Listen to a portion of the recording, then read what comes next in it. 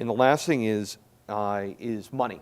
And that really is a key issue. Ross talked about venture capital.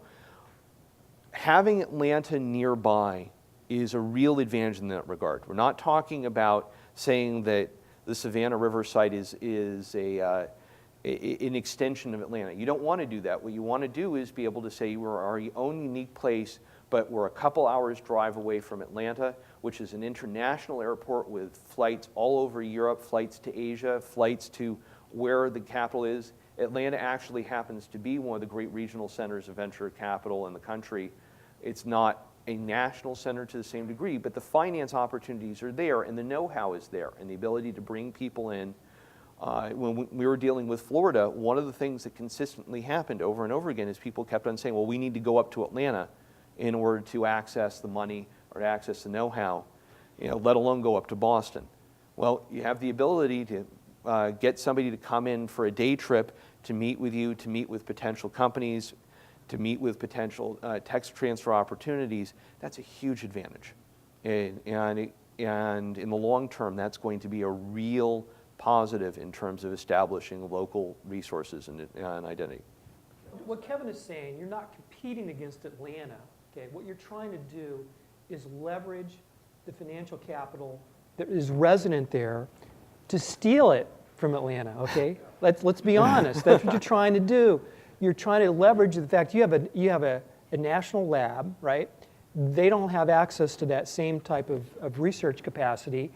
And if you can get a venture capitalist to wander out a little bit and understand that, well, the startup costs are lower here than they are in the Atlanta area.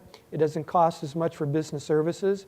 So you might be competing in life sciences with Atlanta, but you're trying to steal their access to venture capital and have more of it leak into your region.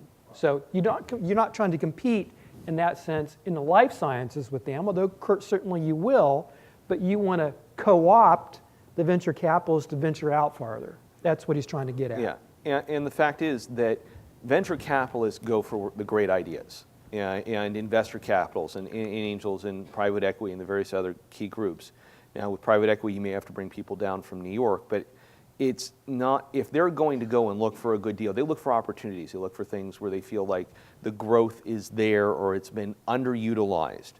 That's the big thing, is that nobody wants to, none of these people want to go and invest in money that's just going to give safe, steady returns and isn't going to grow. And the growth potential in terms of the ideas are really here. And in many ways, in terms of the life sciences, you've got a time advantage. The institutions are already present, and being able to show that and say, we have the talent, we have the research capacity, we have the connections, that is a big advantage. And a higher share of venture capital is going into alternative energy now. A much bigger piece of the pie is going there. What I'm suggesting is you can co-opt some of that, not only in the life sciences, but perhaps in energy-related investments. That's a major advantage you might have. It is a major advantage, and I've done a lot of my more academic type research looking at these factors. And what I have to do then is take my academic researcher's hat off, and I actually talk to venture capitalists. Okay, I know Steve Draper. I knew a lot of these people personally. They're involved in our global conference. And what they'll tell you today, they wouldn't probably stand up in this room and say this, but they'll say it to me, is they're traveling to places they've never traveled before. Tim Draper of Draper Fisher Jurvetson spends a lot more time on jets traveling to India and China.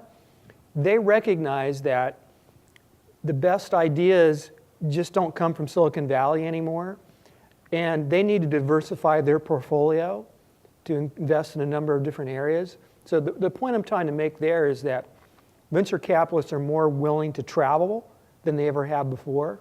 And that's a change in attitude, but historically you're absolutely right. But I would submit that model is changing today. The other phrase that you often hear with the venture capitalists is deal flow, in terms of not simply in terms of knowing what their exit strategy is, but knowing that it's worth their time to make the trip. And that's where part of selling things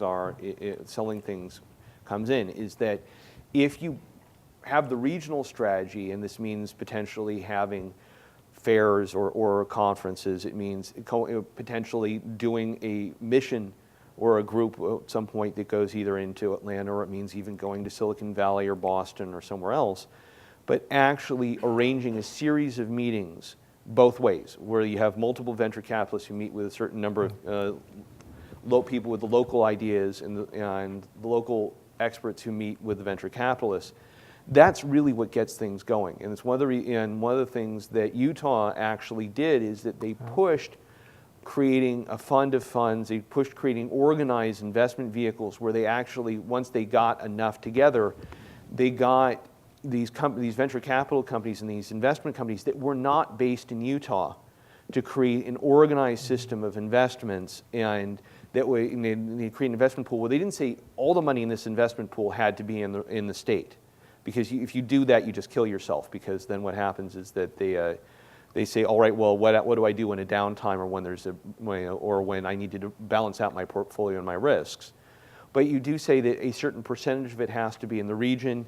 You create that mechanism in place, and it takes a little while to build that. That doesn't happen overnight, but in terms of a strategic plan, that's one of the things you build towards, is not just having the venture capitalists, but the angels investors, and even just simply the small business lending people who are at the banks, who are not just looking at it in terms of, oh, this is just another small business, but banks who are actually interested in where they have experience in that specific area, where you identify the institutions where they know what the risks are, so that, because the hardest thing with a lot of people who lend money is that they cannot identify the risks effectively, and if they can't do that, especially in this environment, they won't lend.